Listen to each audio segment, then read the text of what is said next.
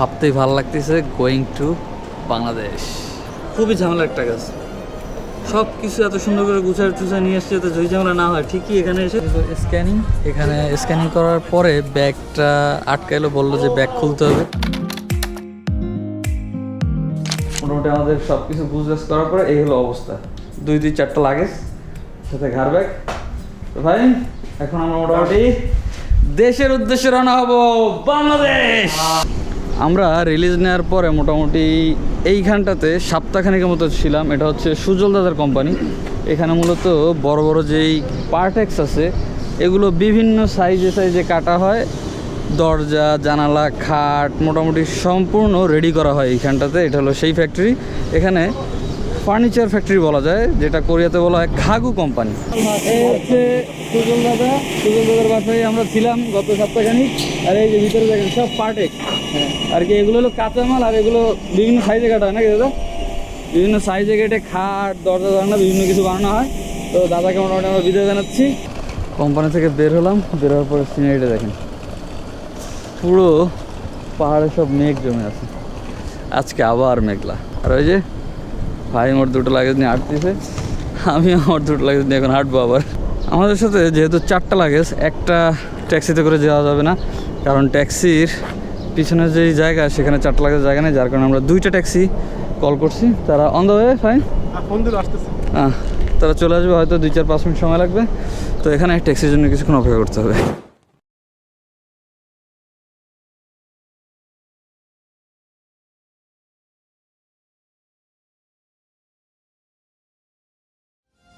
একসাথে একই জায়গায় যাবো, কিন্তু লাগেজের কারণে 2টা ট্যাক্সি না নেবো।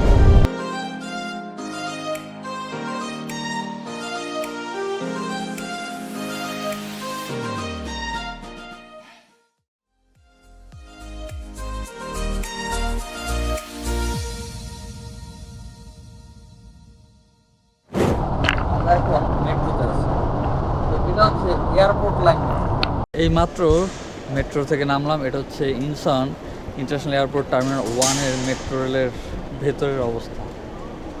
এই যে একটু দেখাই,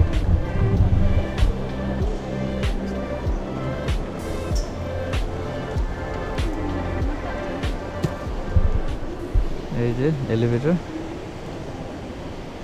সবাই মোটামুটি লাইন ধরে উঠতেছে। আমরাও সেই লাইনের ভিতরেই আছি। ভাবতেই ভালো লাগতেছে গোয়িং টু বাংলাদেশ।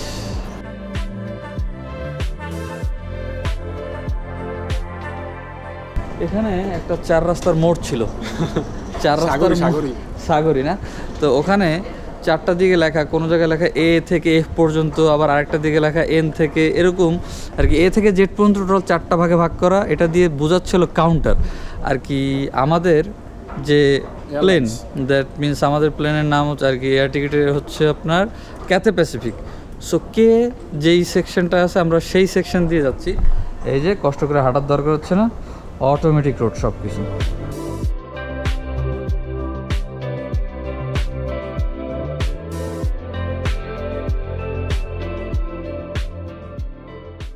এখন আমরা ক্যাথে প্যাসিফিকের কাউন্টারে দাঁড়িয়ে আছি ইন্ডিয়ার জন্য। এই যে এখান থেকে বোর্ডিং পাস এবং লাগেজ বুকিং দিতে হবে। এখন বাজ হচ্ছে 1:15, আমরা ক্যাথে প্যাসিফিকের কাউন্টারে দাঁড়িয়ে আছি। এখান থেকে এখন লাগেজগুলো বুকিং দেবো, সেই সাথে বোর্ডিং পাসটাও নিয়ে নেব। ঝামেলায় পড়ে গেছি। আমার 2টা লাগেজে 23-46 কেজি নেওয়া যাবে, একটা লাগেজে অনলি হয়তো 8-9 কেজি, আর একটা লাগেজে 27 কেজি হয়ে গেছে। এখন এই লাগেজ রিপ্যাক করতে হবে, খুবই ঝামেলা একটা কাজ। সব কিছু এত সুন্দর করে গুছায় টুছায় নিয়ে এসছে যাতে ঝই ঝামেলা না হয়। ঠিকই এখানে এসে এখন রিপ্যাক করতে হবে। আসলে বাসায় কোনো ওয়েট মেশিন ছিল না, যার কারণে এই বিপদে পড়তে হয়েছে। খুব বেশি সময় লাগেনি লাগেজ রিঅ্যারেঞ্জ করতে আর কি। এই যে বড় লাগেজটা, এখন এটার ওজন 22 থেকে 22.5 কেজি, সরি 22.5 কেজি। আর এই যে ছোট্ট এই লাগেজটার ওজন মাত্র 13 কেজি। এত সময় বোর্ডিং পাস নিয়ে বের হয়ে যেতাম, কিন্তু আবার এই যে লম্বা লাইনের পিছনে পড়তে হলো। পাইছিস আর কি, তাড়াহুড়োর ভিতরে এটা আমার কানে ছিল, পড়ে গেছে কোন ফাঁকে। আমি বললাম যে ওই জায়গায় দেখ পাইস কিনা, ঠিকই পাওয়া গেছে। আসলে লাস্ট মোমেন্টে হেডফোনটা হারিয়ে গেলে সমস্যা হতো। Finally I got the boarding. আসলে রিপ্যাক করাটা ঝামেলা, এর জন্য এয়ারপোর্টে আসার আগে যদি ওয়েটটা মেপে আসা যায় তাহলে খুবই ভালো হয়। তাহলে আর এই ঝামেলা পাওয়ান লাগে না, 2বার লাইন দিতে হয়েছে। দেয় না, সবাই দেয় না, আমার তো একবার দিতেছে। ওয়েট বেশি নিয়ে যাইতে তাইলে বুঝতাম তোমার ছিল, আমি তো পরে বুঝতেছি না। আর ঠিক আছে, এটা তোমার শ্বশুর বাড়ি লাগে, সবাই জানে। এখন আমরা কারেন্সি এক্সচেঞ্জ করবো আর কি, কিছু ডলার নিয়ে নেবো, কারণ সিঙ্গাপুরে যে আমাদের 4 ঘন্টার ওদিকে না 4 ঘন্টার একটা ট্রানজিট আছে, তো 4 ঘন্টা আমাদের যাতে খরচের কোনো সমস্যা নেই, যার কারণে এখান থেকে এখন কিছু ডলার নিয়ে নেবো। অনেক লোক, কিছু করার নাই, সমস্যা নেই। আমরা মোটামুটি সকল কাজ শেষ করছি, এখন যে লাইনে দাঁড়াবো। এই যে লাইনের অবস্থা, মোটামুটি 1000 খানিকের পিছনে তো আছি। আজকে মোটামুটি একদম টাইটার সময় হয়ে গেছে, আর মাত্র 10 থেকে 15 মিনিট সময় আছে, কারণ 2:40 থেকে 55-র ভিতরে ওখানে থাকতে হবে। অলরেডি 35 বেজে গেছে। আমাদের কাউন্টার নাম্বার হচ্ছে 50, আমরা আমাদের কাউন্টারে চলে আসছি। আজকে একদম বলতে গেলে শেষ সময় এসে উপস্থিত হয়েছি আর কি। এখানে আসার আর 2-4 মিনিটের ভিতরে আমাদের সবার বোর্ডিং শুরু করে দিবে। নর্মালি জাপানে সারা রাত বসেছিলাম ফ্লাইটের অপেক্ষায়, আর আজকে মাত্র 5 মিনিট আগে এসে পৌঁছেছে। একদম তাড়াহুড়োর একটা অবস্থা ছিল। তো এই যে ক্যাথে প্যাসিফিক, এটা হবে ফার্স্ট টাইম বোয়িংয়ে ওঠা, কারণ এর আগে যখন এসেছি তখন বোয়িংয়ে আসি নাই। তো এটা হবে ফার্স্ট টাইম বোয়িং জার্নি। এই যে তো এখন ইনচন ইন্টারন্যাশনাল এয়ারপোর্ট থেকে প্রথমে যাব হংকং।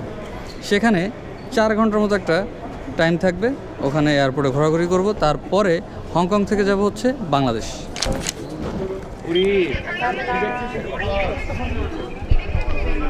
সব কার্যক্রম শেষ, এখন প্লেন ওঠার পালা। First time Boeing.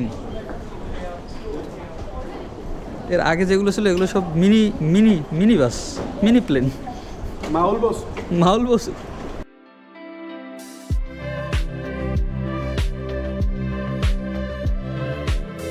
Hello, hi, welcome this way, sir. Thank you.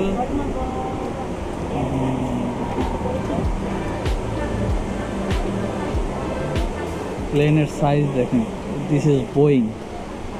এখন পর্যন্ত ওঠা আমার সবথেকে বড় প্লেন।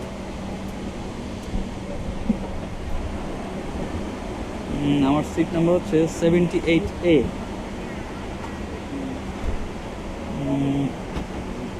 78A হোপফুলি জানালার পাশে হবে, আই হোপ। কারণ এখন পর্যন্ত যেই কবার প্লেন উঠছি প্রত্যেকবার জানালার পাশেই সিট পাইছি। তো আজকে দেখা যাক কি হয়। 78A সেই জানালার পাশের সিট, কিন্তু একদম প্লেনের শেষ মাথায় লেজে জায়গা হয়েছে আর কি। এটা আসলে গুড লাকি বলতে হয়। এই পর্যন্ত বাংলাদেশ থেকে কোরিয়া আসছি উইন্ডো সিট, কোরিয়া থেকে জাপান গেছি উইন্ডো সিট, জাপান থেকে কোরিয়া আসছি উইন্ডো সিট, এখন কোরিয়া থেকে বাংলাদেশে যাচ্ছি উইন্ডো সিট। ব্যাপারটা আসলেই কাকতালীয় নাকি?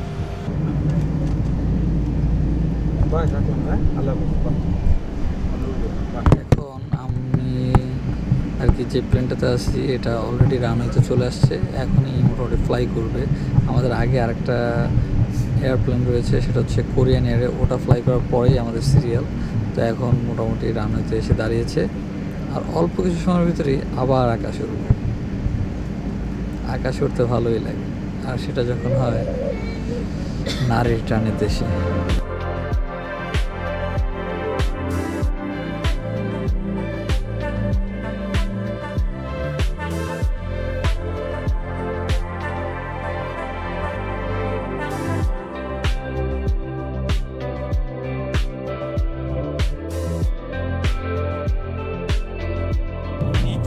এই যে কিছু কিছু জায়গায় মেঘের ফাঁক থেকে শহরগুলো দেখা যাচ্ছে, অসাধারণ দৃশ্য, অসাধারণ। ওই যে দেখেন কিছু কিছু জায়গায় মেঘ খুবই কম, যার কারণে ওখান থেকে শহরগুলো দেখা যাচ্ছে, ল্যান্ড দেখা যাচ্ছে। আজকে বিষয়টা পুরোই অন্যরকম। এই পর্যন্ত যে কবার উইন্ডো সিট পাইছি সাথে তো মানুষ ছিল, আর আজকে প্রতি সিট আমি একা টোটালি। চাইলে শুয়েও পড়া যায়, না শুয়ে চাইলে এগুলো উঠে ঘুমায়ও পড়া যাবে। জোকিং, প্লেনে কি আর ঘুমানো যাবে? অন্ততপক্ষে এই প্লেনে না, আছে সেই ব্যবস্থা আছে, কিন্তু নট হিয়ার। যাই হোক, ভালোই লাগতেছে। 3 ঘন্টা একটা ফ্লাইট। এখন এরকম দৃশ্য দেখতে দেখতে কখন পৌঁছে যাবো হংকং নিজেও জানি না। আসেন আমরা একটু ডিসকভার করি আমাদের ফার্স্ট বোয়িংয়ে কী কী আছে। তো এখানে মোটামুটি মুভি দেখা যাবে, গান শোনা যাবে, গেম খেলা যাবে, ম্যাপে দেখতে পারবেন কোথায় আছেন, ভিডিও ক্যামেরা দেখতে পারবেন প্লেনের ভিউ। এখন 3Dতে দেখাবে আমরা আকাশের কোথায় আছি। এই আমরা এই পথটা পাড়ি দিয়ে হংকং এসে এখানে পৌঁছাবো। ডিজনি ক্লাসিক গেম, এই যে গেম চলে আসছে, memory grace, knock the can. Wow wow wow and wow. Game খেলতে ভালোই লাগলো। খাবার দাবারের জায়গা, যখন খাবার দাবার দিবে বা আপনি চাইলে এখানে রেখে ল্যাপটপ ব্যবহার করতে পারবেন।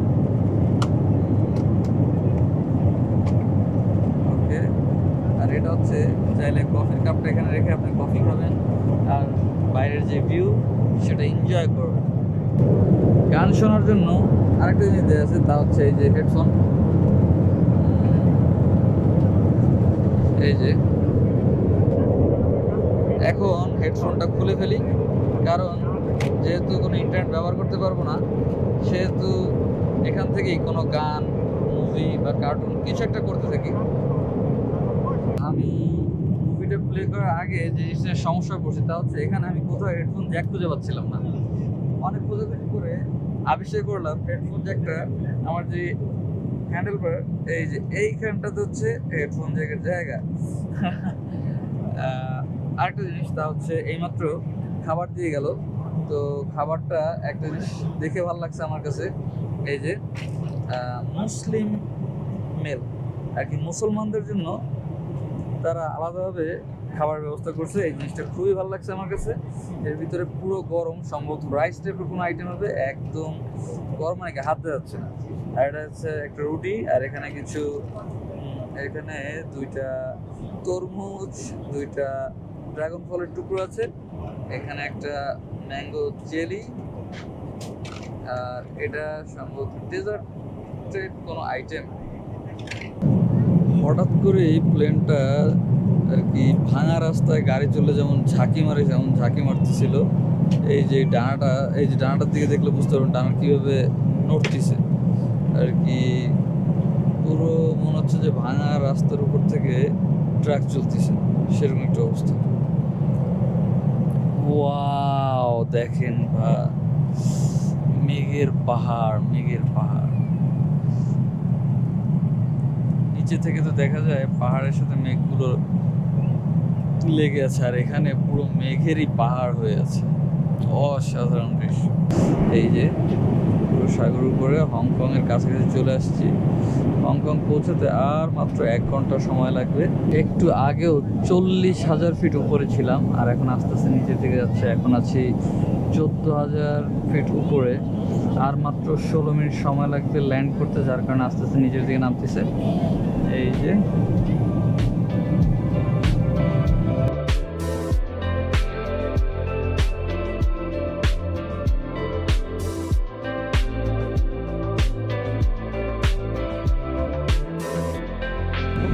পাঁচটা 57-তে আমরা ল্যান্ড করবো, আর মাত্র 2 থেকে 3 মিনিট সময় আছে। তো নিচে নামার সাথে সাথে আবার সেই মেঘলা ওয়েদার চলে আসছে। এখানেও একই অবস্থা, মেঘ বৃষ্টি হচ্ছে। উপরে থাকতে কিছুই বোঝা যায় না কিসের মেঘ কিসের বৃষ্টি। ভেবেছিলাম হংকংয়ে ল্যান্ড করার সময় উপর থেকে হংকং শহরটা দেখবো এবং আপনাদেরকেও দেখাবো, কিন্তু বাইরে একদম মেঘে ঢাকা, কিছুই দেখা যাচ্ছে না। তো আমি যে দেখতে পারলাম না, আপনাদেরকে দেখাতে পারলাম না। হংকংয়ের এয়ারপোর্টটা ভিতর থেকে দেখাবো।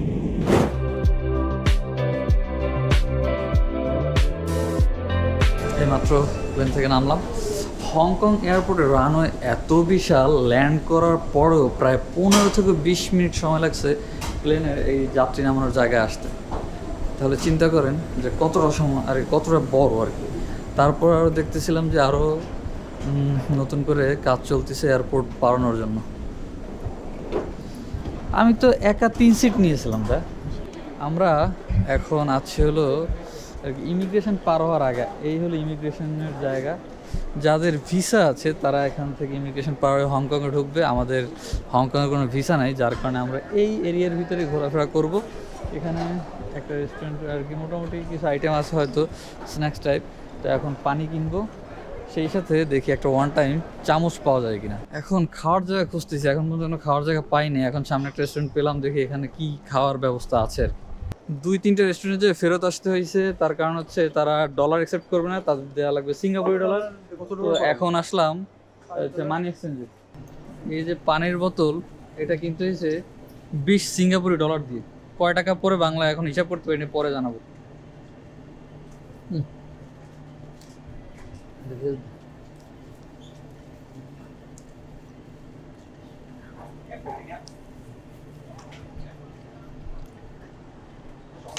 তো প্লেনে যে খাবার দিছিল সেখান থেকে 2টা খাবার সাথে ছিল। একটা হচ্ছে এই যেই এখানে ছিল রাইস, আর হলো বিফ, আর কিছু গাজর এবং বরবটি সিদ্ধ, আর হলো এই যে ম্যাঙ্গো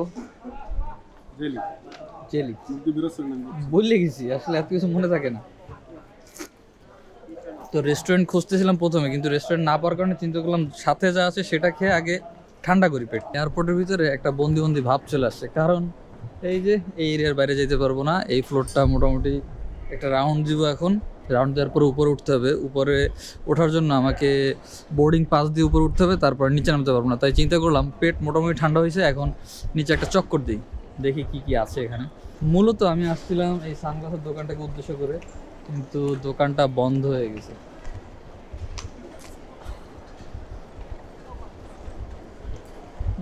40% অফও চলতেছিল, সুপার প্রাইস বেস্ট প্রাইস, কিন্তু অফ হয়ে গেছে। এখন আমার কাছে আরেকটা যে বোর্ডিং ছিল হংকং টু বাংলাদেশ, সেটা দেখানোর পরে আর কি ট্রান্সফার করলাম অন্য জায়গায়। এখন উপরে যাব, কারণ উপরে যাওয়ার জন্য বোর্ডিং দিয়েই পাস করতে হবে, তা না হলে উপরে যেতে পারতেছিলাম না। এই যে সামনে অল্প কিছু মানুষের সিরিয়াল। এই যে যদি ব্যাগের ভিতরে ল্যাপটপ থাকে, এটা বের করে একটা ট্রেতে রাখতে হবে, আর যদি মোবাইল, মানি ব্যাগ, এগুলো একটা ব্যাগের ভিতরে রাখতে হবে। আর এই ধরনের কোনো আইটেম আপনি ব্যাগে ক্যারি করতে পারবেন না। স্ক্যানিং, এখানে স্ক্যানিং করার পরে ব্যাগটা আটকাইলো, বললো যে ব্যাগ খুলতে হবে। বললো ব্যাগটা খুলতে হবে, তো আমি হঠাৎ চিন্তা করলাম ব্যাগ খুলতে হবে কেন, আমার জানা মতো ব্যাগে তো এমন কিছু নেই যে ব্যাগ খুলতে হবে। কিন্তু তারা স্ক্যানিংয়ে একটা নেল কাটার পাইলো, সে নেল কাটারটা বের করলো, বললো এটা তোর। আমি বললাম হ্যাঁ এটা আমার। তো বলতে আচ্ছা ঠিক আছে, এটা সমস্যা নেই, এটা হাতে রাখ। তারপরে আবার ব্যাগটা স্ক্যানিং করে তারপরে দিছে। এই হলো অবস্থা। এই যে এখন উপরে আসলাম, এখানে মোটামুটি ডিউটি ফ্রি অনেক দোকান আছে। তো ডিউটি ফ্রি শপের চাইতে মেন যে জিনিস দরকার তা হচ্ছে একটা ভালো খাবারের দোকান, কারণ পেট ঠান্ডা হয়েছিল, পেট ভরে নাই। সারাদিন রোজা ছিলাম, অনেক খাটনি হয়েছে, এত বড় একটা জার্নি। এখন একটা ভালো খাবার রেস্টুরেন্ট খুঁজে খেতে হবে। তো খাওয়ার হোটেল আছে 7 তলায়, আমরা এখন আছি 6 তলায়, যে লাউঞ্জ অ্যান্ড শপ আর বেভারেজ সার্ভিস। এটা হচ্ছে 7 তলায় 24/7। আর এই হচ্ছে লিফটের সাইজ। ফুটবল খেলা যাবে মোটামুটি, পাগল কি ফুটবল খেলা যাবে। হ্যাঁ, এই যে রেস্টুরেন্ট এরিয়া পাওয়া গেছে। আশা করা যায় খুব ভালো একটা খাওয়া খুঁজে পাওয়া যাবে। এটা হলো পুরো ফুড কোর্ট। তো এই যে এখানে আমরা আসলে সি ফুড খুঁজতেছিলাম, এই যে সি ফুড আছে। এই যে ভাই, আমার মনে হয় খুব ভালো ভালো অপশনের সি ফুড আছে। দেখেন, পুতিন রেস্টুরেন্ট, এই নাম সাবধানে বলতে হবে। Putin sir restaurant. তো পুতিন স্যার রেস্টুরেন্টে আমরা এই খাবারটা চয়েস করছি। আসলে সবসময় সি ফুড খাবারই ট্রাই করি। তো এটা একটা সি ফুড আইটেম, এখানে চিংড়ি মাছ আছে, তারপরে ঝিনুক আছে, সাথে অক্টোপাস এবং নুডলস আছে, তারপর হচ্ছে ঝিনুক আছে, আর সি ফুড মানে চিংড়ি মাছ তো থাকবেই। এখন মূল বিষয় হচ্ছে খাবারটা কতটুকু টেস্টি হয়, এটাই বিষয়। সারাদিন প্রচণ্ড ক্ষুধার্ত, এখন দেখা যাক, খাওয়া শুরু করে দিই।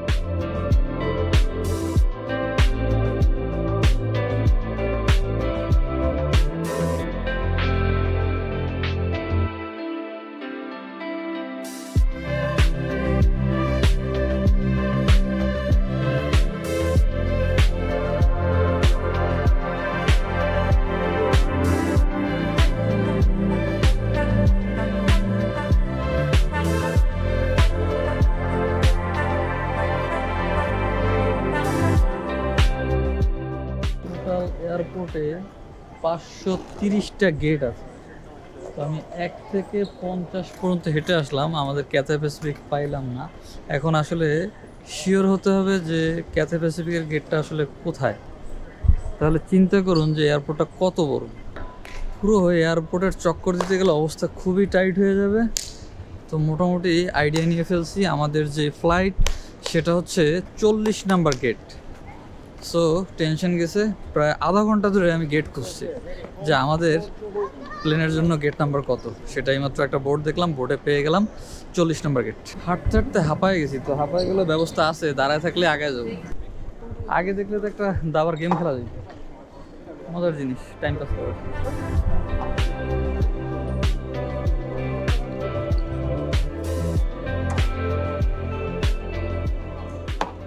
ফাইনালি হাঁটতে হাঁটতে যখন হাফসায় গেছি তখন 40 নাম্বার গেট।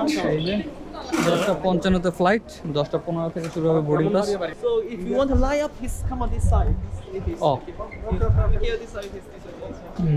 আমরা আর কি সাউথ কোরিয়া থেকে হংকংয়ে যখন আসছি ওই ফ্লাইটে বিভিন্ন দেশের মানুষ ছিল, কিন্তু এখন হংকং থেকে ডিরেক্ট যে বাংলাদেশ, এখানে সবাই বাংলাদেশি। মোটামুটি সবাই ঈদের আনন্দ ভাগাভাগি করার জন্য দেশে যাচ্ছে। জাস্ট দাঁড়ানোর সাথে সাথে গেট খুলে গেছে, বোর্ডিং পাস কমপ্লিট। এই পথ আর কি, এতটুকু পথ থেকে হাঁটার একটা অন্যরকম মজাই আছে।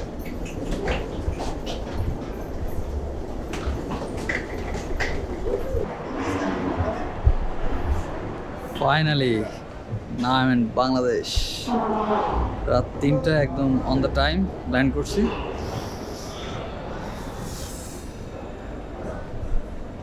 অন্যরকম একটা ফিলিংস, অন্যরকম।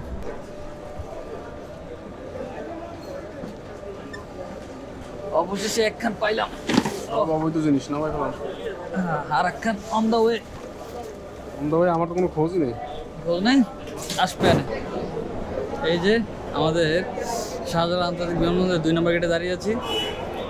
বিমানবন্দর এটি সুখ দুঃখের মিলনস্থল আমার কাছে মনে হয়। তার কারণ হচ্ছে কেউ দেশ ছেড়ে চলে যাচ্ছে দুঃখ, কেউ দেশে ফিরে আসতেছে সুখ। তার কারণে আমার কাছে এটা মনে হয় সুখ দুঃখের মিলনস্থল। তো 1টার সময় ল্যান্ড করি, ব্যাগেজ নিয়ে সকল কার্যক্রম শেষ করে বের হতে হতে 2:30টার মতো বাজে। তো এখন এখানে দাঁড়িয়ে আছি। ছোটো মামাকে বলছি শুধুমাত্র দেশে আসতেছি, অনলি ছোটো মামাই জানে, এছাড়া ফ্যামিলি বন্ধু বান্ধব কেউ জানে না। তো মামা গাড়ি নিয়ে অপেক্ষা করতেছে, মামাকে বলছি যে 2 নম্বর টার্মিনালে চলে আসতে। মামা আসলেই এখান থেকে বের হয়ে যাব। তো আশা করি ভিডিওটা আপনার কাছে ভালো লাগছে, আর এবং দেখে থাকলে চ্যানেলটা এখনই সাবস্ক্রাইব করুন। দেখা হবে পরবর্তী ভিডিওতে।